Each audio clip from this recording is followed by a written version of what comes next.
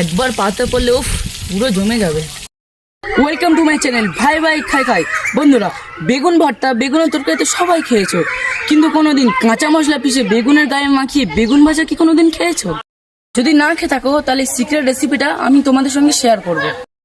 আমি বেগুনটা মাখানোর জন্য কাঁচা পেঁয়াজ, কাঁচা রসুন, কাঁচা জিরে ও শুকনো লঙ্কা একসঙ্গে শিল বাটাতে বেটে নেব। বন্ধুরা, বেগুনগুলোকে আমি ফ্লাওয়ার শেপে কেটে নিয়েছি, আপনারা চাইলে গোল গোল করে কেটে নিতে পারেন। এবার তো হবে আসল খেলা। বন্ধুরা, আমি কাঁচা মশলাগুলো বেটে নিয়েছি, তার সঙ্গে নিয়েছি হলুদের গুঁড়ো, লঙ্কার গুঁড়ো ও লবণ, এবং মাঝখানে একটু তেল দিয়ে আচ্ছা করে একটা পেস্ট বানিয়ে নেব। পেস্টটা ভালো করে ফেটিয়ে নিয়ে বেগুনের এপিট ওপিট একদম ভালো করে মেখে নেব। গায়ে হলুদের মতো বেগুনগুলোকে আচ্ছা করে গায়ে মশলা মাখিয়ে নেব। মশলা মাখিয়ে কেমন মহারানীর মতো সাজিয়ে দিয়েছি দেখো। আমি মহারানী বেগুনগুলোকে এক এক করে লাল লাল করে ভেজে নেব।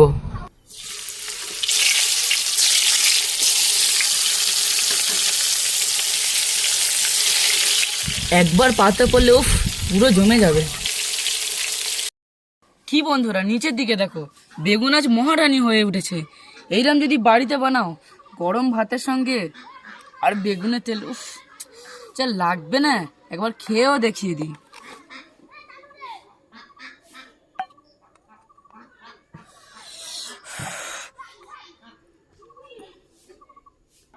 পুরো ফাটাফাটি বন্ধুরা।